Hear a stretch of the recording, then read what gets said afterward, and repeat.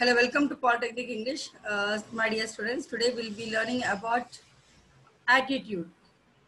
So for success, you need a positive attitude. And what is attitude? How many types of attitudes are there? This we'll learn in detail. And how these are helpful for the industry going students in the organization they work for. Okay. So a predisposition or a tendency to respond positively or negatively towards a certain idea, object, person, or situation. Attitude influences an individual's choice of action and responses to challenges, incentives, and rewards that is called stimuli. So, four major components of attitude are affective, that is emotion or feelings, cognitive, belief or opinions held consciously, cognitive, that is cognitive, this is cognitive, that is inclination for action, and evaluative, that is positive or negative response to stimuli.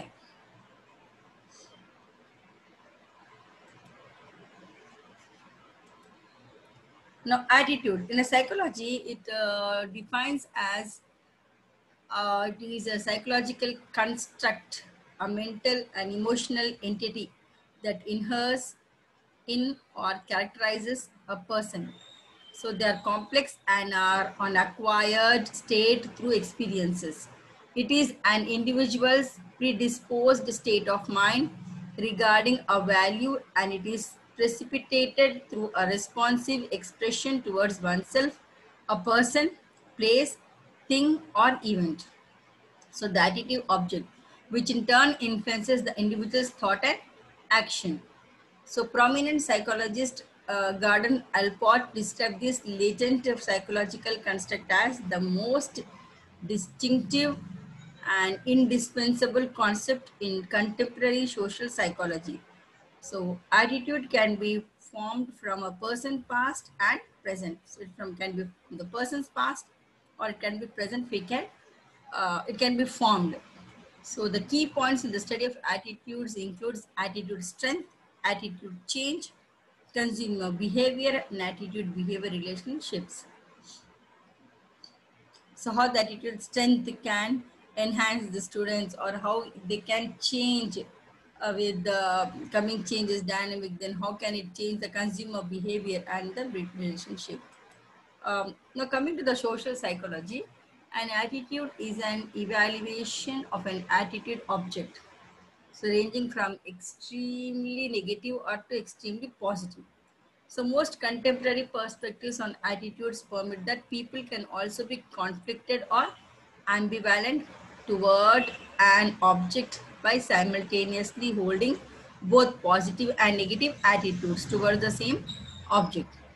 Now, this has led to some discussion of whether the individual can hold multiple attitudes towards the same objects. So, attitude can be a positive or negative evaluation of people, objects, events, activities, and ideas.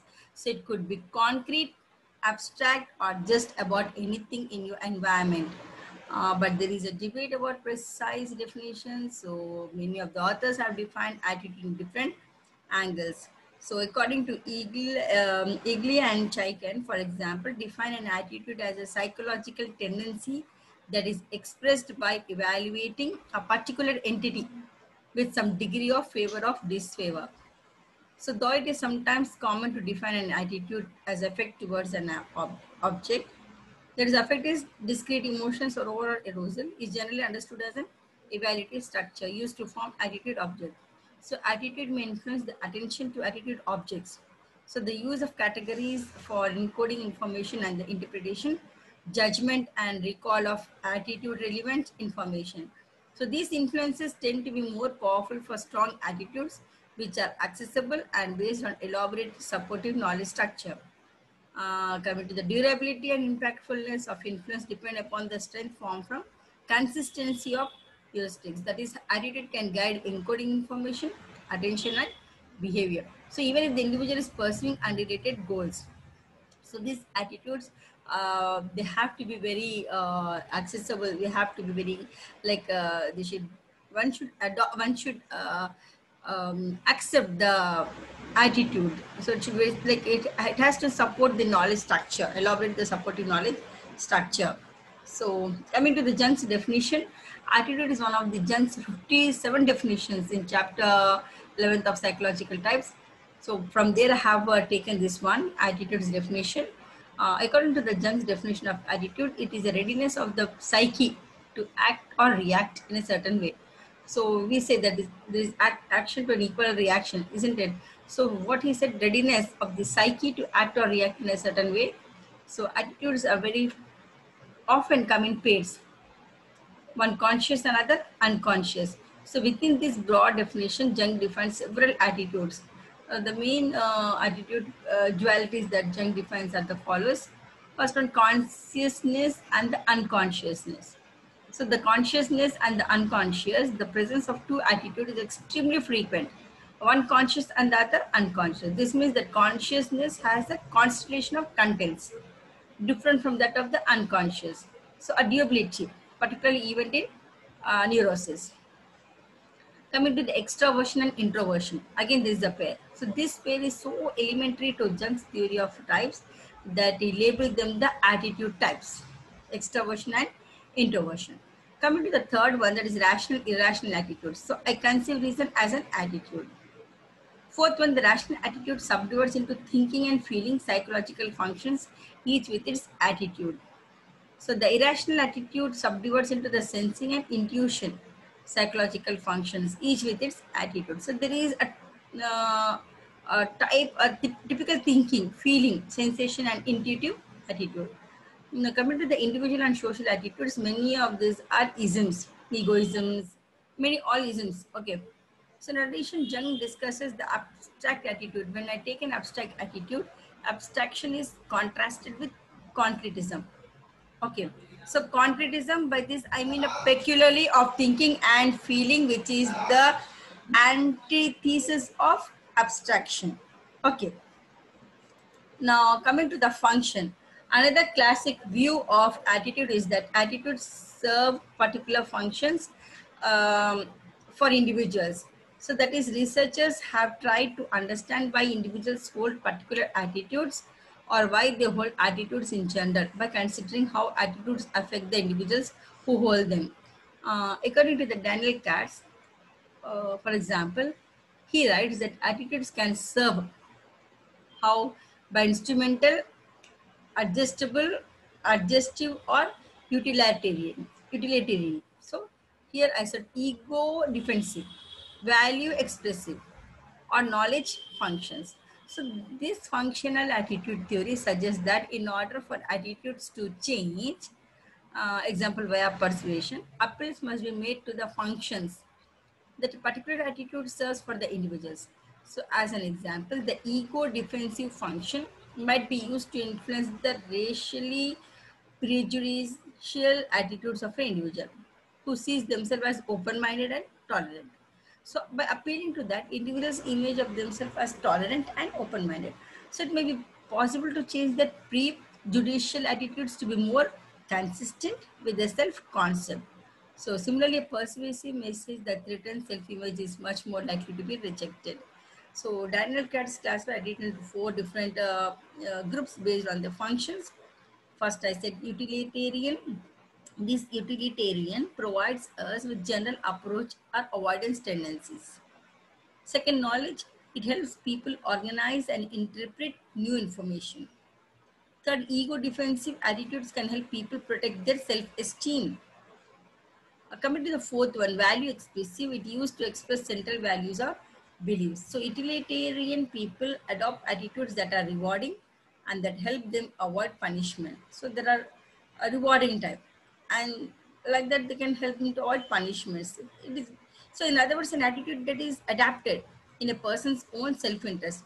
He adapts that because he is interested. So is his own interest, and it is considered to serve as utilitarian function.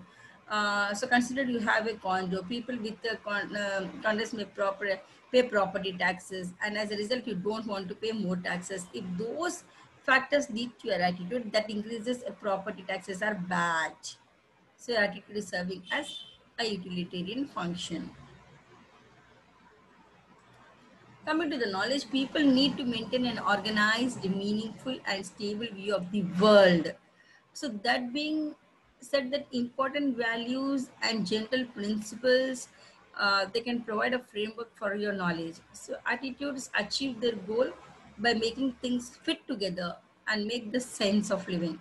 For example, I believe that I'm a good person, okay, or I can believe that good things happen to good people. They have the different attitudes. They say that good things happen to good people, uh, or something bad happens to the, like we say, isn't it? So I believe Bob must be a good person, but it happens bad. So all it believing, okay, that is. Coming to the ego defensive, the function involves psychoanalytic principles where people use defensive mechanism to protect themselves from psychological harm. Mechanism includes this is denial, depression, projection, rationalization. The ego defensive notion correlates nicely with the downward comparison. So this theory, which holds the view that deregulating a less fortunate other increases our own subjective well-being.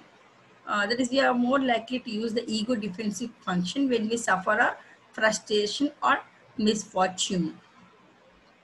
Coming to the value expressive, serves to express one's central values and self-concept. So central values tend to establish our identity and gain a social approval, thereby showing us who we are and what we stand for. So an example would certain attitudes towards a controversial political issue. Now change. How can this attitude can be changed? So this attitude can be changed through persuasion as an important domain of research. An attitude can change focus on responses to communication. So experimental research into factors that can affect the perceiveness of a message include target characteristics, source characteristics, message characteristics, and cognitive rules. So these target characteristics, these are characteristics that refer to the person who receives and processes a message. One such trait is intelligence. It seems that more intelligent people are less easily persuaded by one-sided message. Another variable that has been studied in this category is self-esteem. Although it is sometimes thought that those higher in self-esteem are less easily persuaded. So there is some evidence that the relationship between self-esteem and persuasibility is actually curvilinear. So with people of moderate self-esteem being more easily persuaded than those of high and low self-esteem levels. That was according to Rhodes and Woods in 1992. He wrote in this one. So this mind frame and mood of the target also plays a role in this process. So with the mind frame and the mood of the people, the target, they play a role in this process in target characteristics. Coming to the source characteristics, the major source characteristics are expertise, trustworthiness, and interpersonal attraction or attractiveness. So the credibility of a perceived message has been found to be a key variable here. If one reads a report about health and believes it came from a professional medical journal, one may be more easily persuaded than if one believes it is from a popular newspaper. Okay, one thinks it came from a professional medical journal, but other he thinks from a popular newspaper. So some psychologists have debated whether this is a long-lasting effect or and Howland and Weiss, that is in 1951, found the effect of telling people that a message coming from a credible source disappeared after several weeks. So the so-called sleeper effect. So whether there is a sleeper effect is controversial. First, perceived wisdom is that if people are informed of the source of a message before hearing, there is less likelihood of a sleeper effect from than if they are told a message, told source. Okay. Coming to the message characteristic, the nature of the message plays a role in persuasion. Here, the message plays a role in persuasion. Okay. So there is no source here and there is no target here, just a message. That's what it is called message characteristic. Sometimes presenting both sides of a story is useful to help change attitudes. When people are not motivated to process the message, simply the number of arguments presented in a persuasive message will influence attitude change.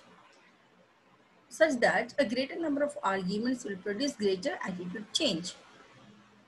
Okay, coming to the cognitive roots, a message can appeal to an individual's cognitive evaluation to help change an attitude. So in the central route to persuasion, the individual is presented with the data and motivated to evaluate the data and arrive at an attitude changing conclusion. In the peripheral route to attitude change, the individual is encouraged to not look at the content but at the source. This is commonly seen in modern advertisement that feature celebrities, in some cases, physicians, doctors, or experts are used. In other cases, film stars are used for this further attractiveness. This is cognitive roots. Coming to the emotion and attitude change. Emotion is a common component in persuasion, social influence, and attitude change. So much of the attitude research emphasizes the importance of affective or emotional components. Emotion works hand in hand with the cognitive process or the way we think about an issue or situation. So emotional appeals are commonly found in advertising, health campaigns, and political messages. Recent examples including no smoking health campaigns and political campaign advertising emphasizing the fear of terrorism, even the COVID, isn't it, prevention of that one. So this all, it has some change in the attitude. So attitude and attitude objects are function of cognitive, affective, and cognitive components. Uh, so attitudes are the part of the brain's associative networks, like the spiral-like structures residing in long-term memory that consist of affective and cognitive nodes. Okay, so by activating an affective or emotion node, attitude change may be possible. So though affective and cognitive components tend to be intervened, in primarily affective networks, it is more difficult to produce cognitive counter arguments in the resistance to persuasion and attitude change. So here the attitude change is somewhat affecting the emotions. Affecting forecasting and otherwise known as intuition or the prediction of emotion also impacts attitude change.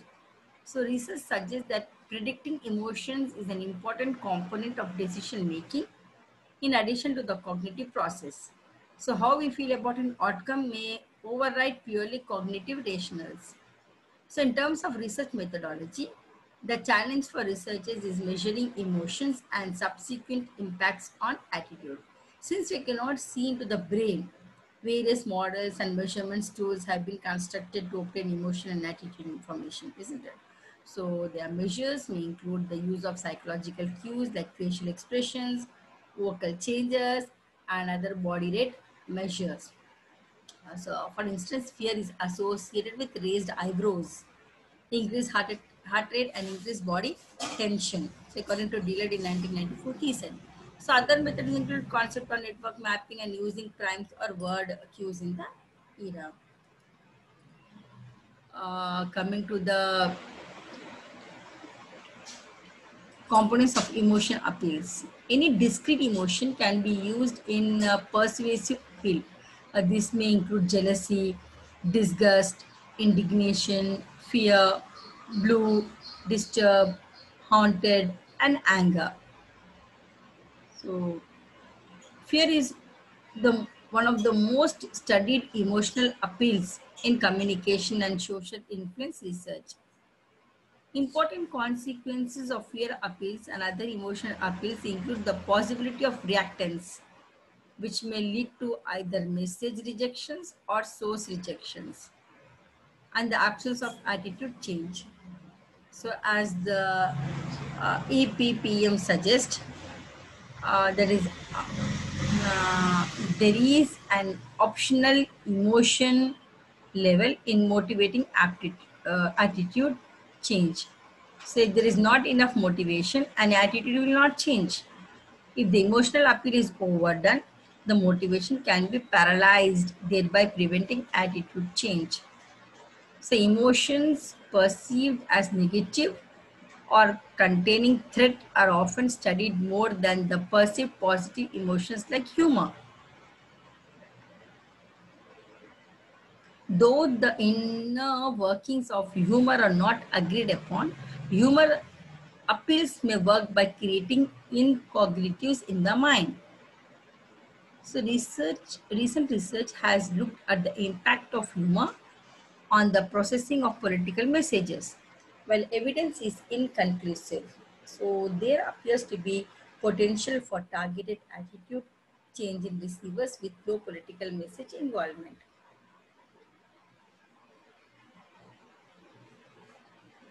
Now, important factors that influence the impact of emotion appeals include self-efficacy, attitude accessibility, issue involvement, and message, that is source features. Now, self-efficacy is a perception of one's own human agency. In other words, it is the perception of our own ability to deal with a situation. Okay, it is a perception of our own ability to deal with the situation.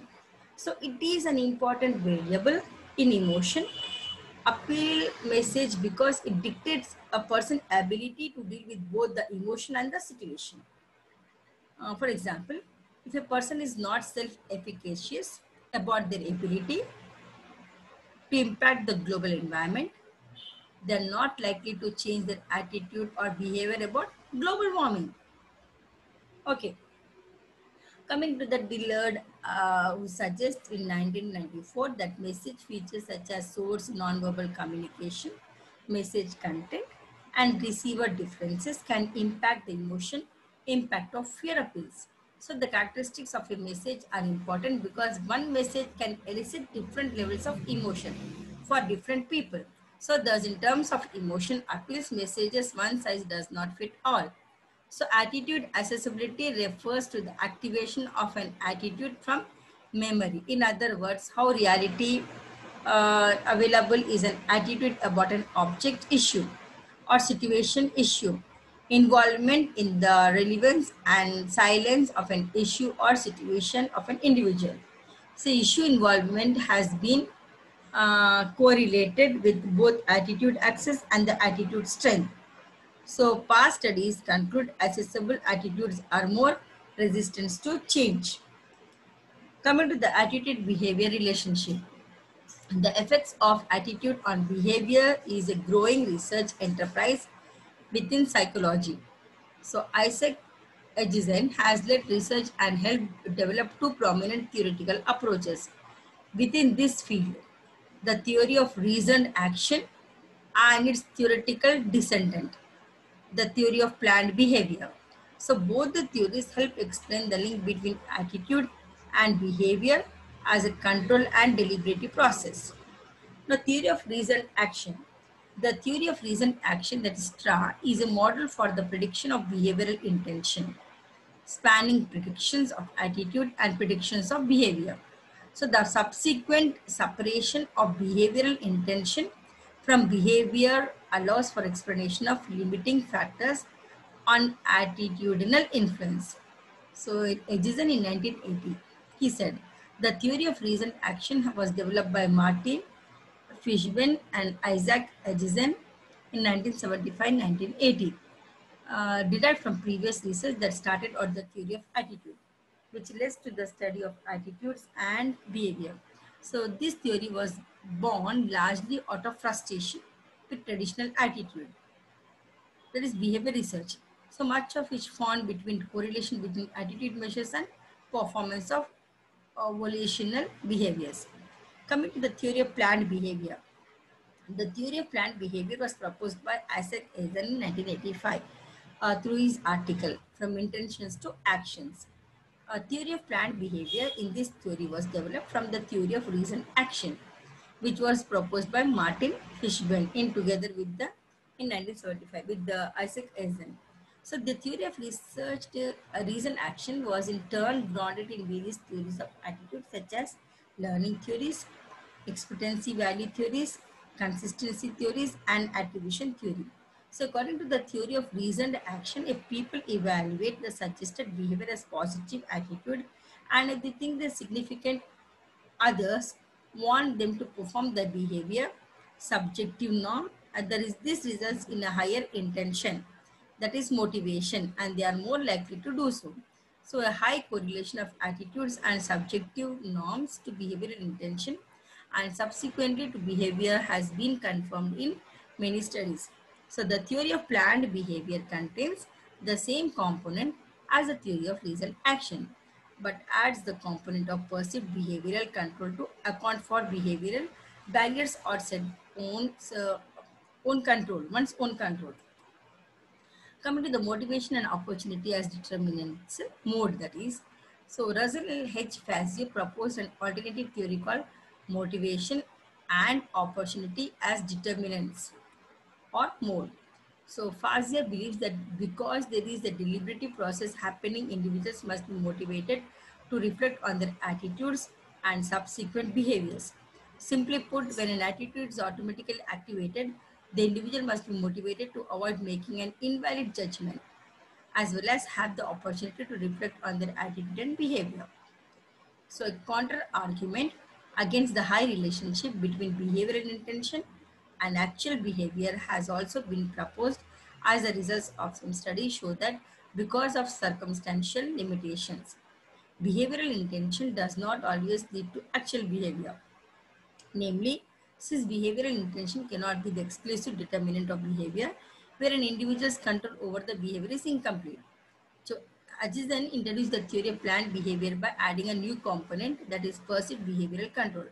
So by this, he extended the theory of reason action to cover non-volitional behaviors for predicting behavioral intention and actual behavior. So there are many types of attitude: positive attitude, negative attitude, neutral attitude. Now, attitudes is sometimes that lies between emotions and thought processing. Attitude may be positive or negative. If someone has good feelings about something, example towards her work or people, then it is positive attitude. Otherwise, it would be negative. Now, the predisposition that results in desirable outcomes for individuals and organizations can be described as positive attitude. Positive attitudes are rewarded. It means the individual is encouraged to do the same thing in future. Coming to the negative attitude, the tendency of a person that results in an undesirable outcome for individuals and organizations can be described as negative attitude. Negative attitudes are punished in order to discourage the same action in future. So here you can see the political attitudes: negative, positive. Positive, they are active, self-interested. Positive and negative. It is positive, positive, active and stewardship. If it is negative, negative, passive, self-interested. It is passive. If it is negative, passive, positive, then it is passive stewardship. Coming to the types of attitude scales, here you can see the single item scales, attitude scales. It is divided into two: single item scales and multi-item scales. In the single item scales, it is itemized category scales, rank order scales, contemporary chief scales, constant sum scales, paid comparison scales, pictorial scales, continuous scales. Coming to the multi-scales, multi-item scales, Likert scales, semantic differential scales, staple scales. So as I said, types of attitudes, it also has job involvement. It is a measures the degree to which a person identifies psychologically with his or her job and considers his or her perceived performance levels important to self-worth. Organizational commitment, a state in which an employee identifies with a particular organization and its goals and wishes to maintain membership in the organization. Next one is job satisfaction. It refers to an individual's general attitude towards his or her job.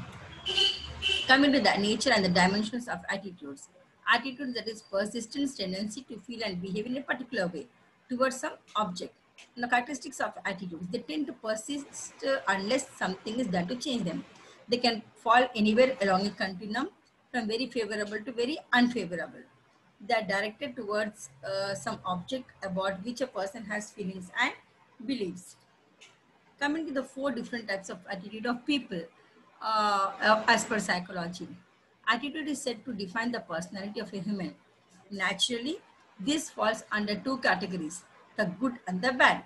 According to Winston Churchill, Attitude is a small thing that makes a big difference. If you are willing to perfect yourself, then you should watch your attitude. One of the best things that bring a big change in a man or woman's attitude is positive thinking. If you are willing to make yourself good in front of other people, then the attitude will be one of the determining factors. So the best thing about this simple attitude thing is that it can make you look like a winner or a runner at the same time.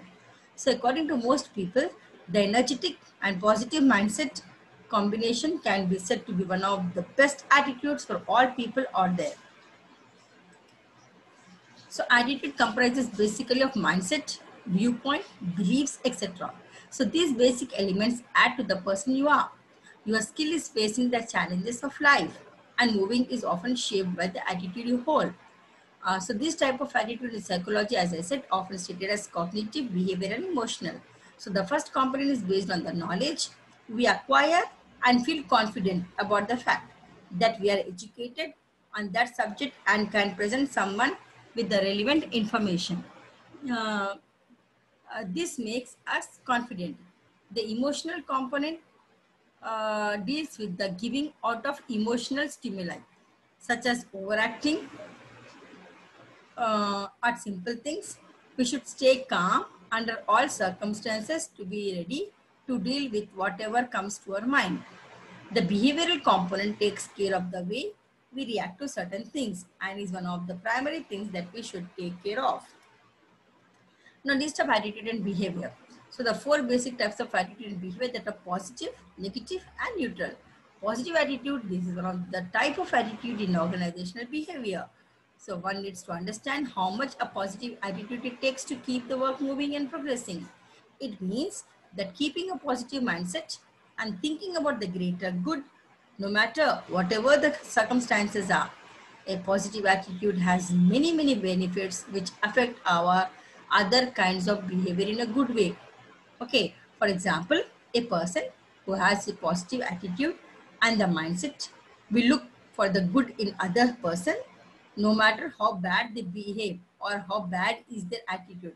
So the person who thinks positive thinks about the greater good, and that is why he is called a person with a positive attitude. Okay, so positive attitude brings strength, energy, motivation, and initiative. So this person generally don't care about the results. They nurture their skills daily and overcome almost anything and everything that comes in the way. So the best way to maintain a positive attitude for the beginners is to avoid naysayers and believe in themselves. These persons know about their earlier mistakes, and instead of being ashamed of them, they have vowed not to repeat the same thing. If you have a positive attitude, then you should have some list of attitudes. Let's follow them. Coming to the confidence, if you have no confidence in self, you are twice defeated in the race of life, said by Marcus Garvey. So confidence is plays a vital role in a family, in our life. So confidence is a good attitude and one of the best things in the list of positive attitudes. So generally, people with a plus or positive mindset are rewarded with this automatically confidence. So confidence is necessary to approach life with zest. Looking at the things confidently and saying, I am up for this is enough to reflect your attitude towards life in general and attitude in particular.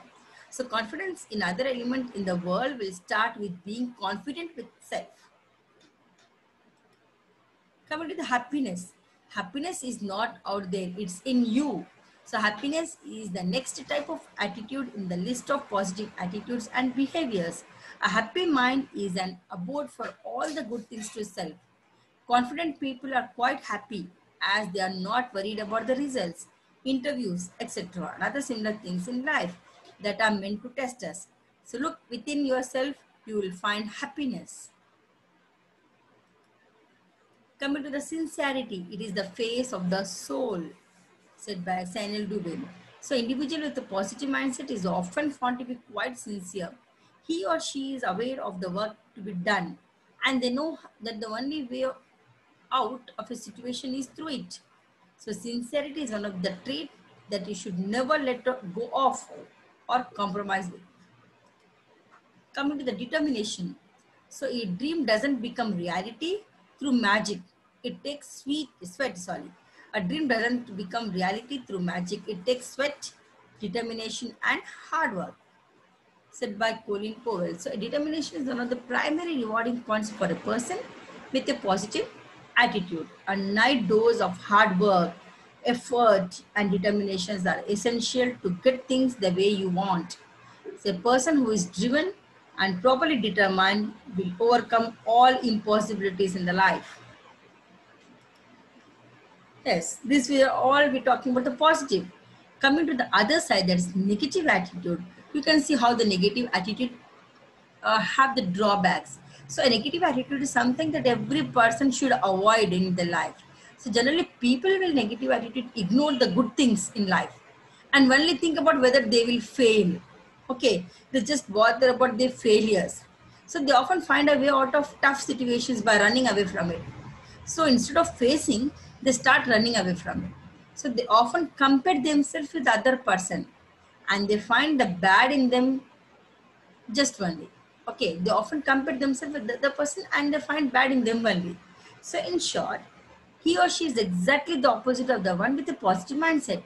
So there are certain bad effects that a person with a negative mindset has to face. So bad attitude is like a flat tire. You can't go anywhere until you change it. So in this negative attitude, anger is there. Like we said, happiness, anger. Here, anger is the biggest enemy. Control it. A person with a negative mindset is often found to be angry most of the time. Sometimes there might not be any kind of specific reason.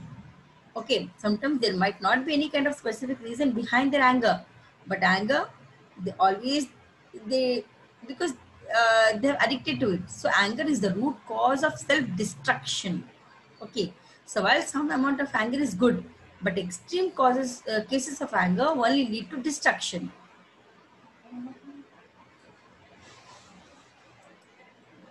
Coming to the doubt, the second one in the negative attitude.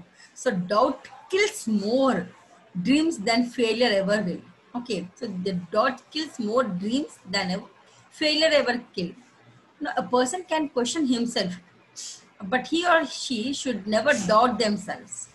Okay, so unfortunately, if you have a negative mindset, then you will often doubt yourself. Self-doubt Self-doubt will lead to no progress and will often lead to low confidence. Frustration. Yes, frustration.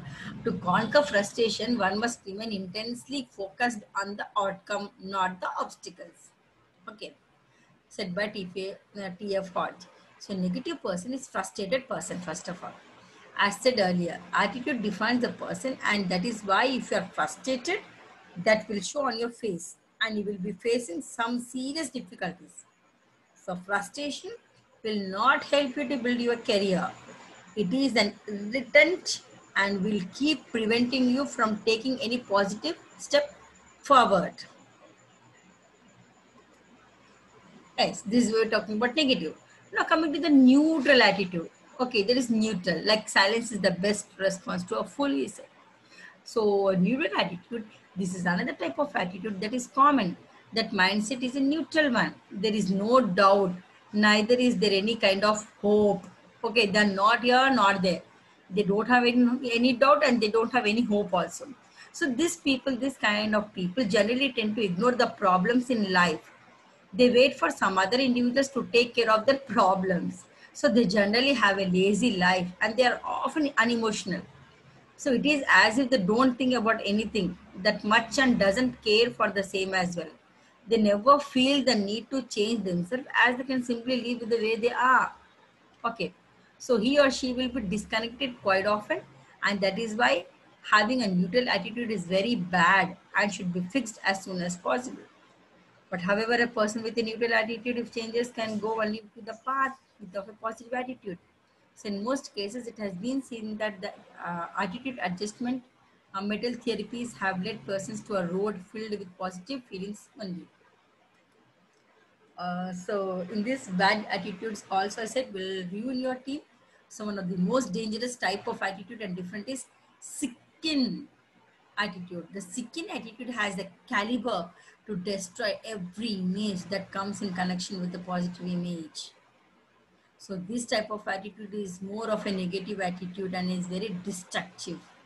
It often reflects the mind's negativity.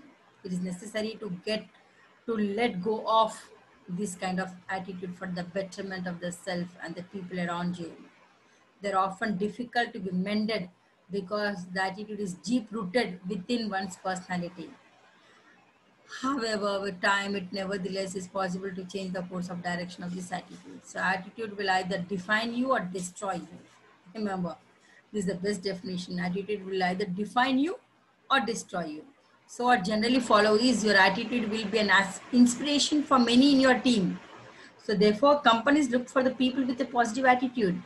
People in general seem to seek around the positive vibration, as that will motivate them enough to progress in life. A bad or good attitude has the power to change people's thoughts and therefore their behavior. So be an example of a good one. Thank you very much. I hope the positive attitude will should be a contagious one to fall in the life. So it should be worth